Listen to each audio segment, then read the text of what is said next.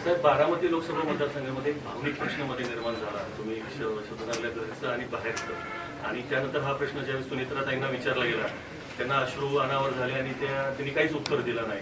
तर त्याने कुठेतरी फील झालं की तुम्ही जे दोन शब्द वापरले घरचं आणि बाहेरचं, तर त्याच्यात मी तसं बोललेलं नव्हतं. मी जे बोललो होतो प्रश्न काय विचारला, प्रश्न तिथं अजित पवारांनी काही भाषण केलं.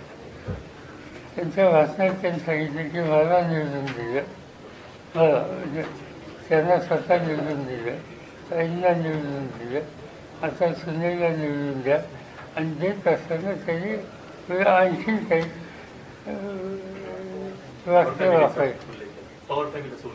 तर त्याच्या संबंधी मी फक्त स्पष्टीकरण केलं. त्यापेक्षा वेगळं काही वळण सांगायचं साधन नाही.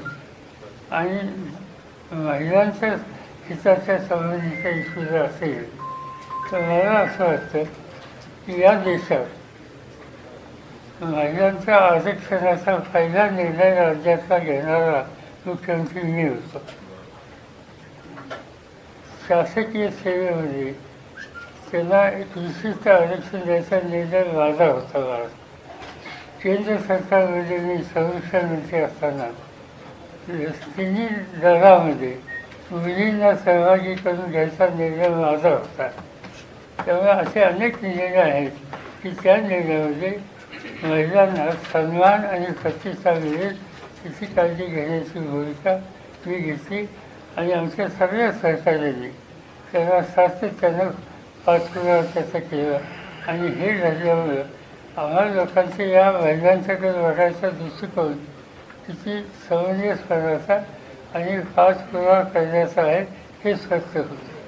त्यामुळे कारण नसताना एखाद्या शब्दावरने त्याची वेगळं वाचन तयार करायचा प्रयत्न कोणी केला तर तो काही फार वेळ टिकणार नाही. पिढीच्या परंपरा आणि पुढच्या पिढीच्या अपेक्षा यांना एकाच छताखाली एकत्र आणणाऱ्या तुमच्या मनातल्या घराला भेट द्या. रिडेव्हलपमेंट क्षेत्रातलं कोथरूड मधलं सगळ्यात विश्वसनीय नाव बढेकर ग्रुप, नाते विश्वासाचे.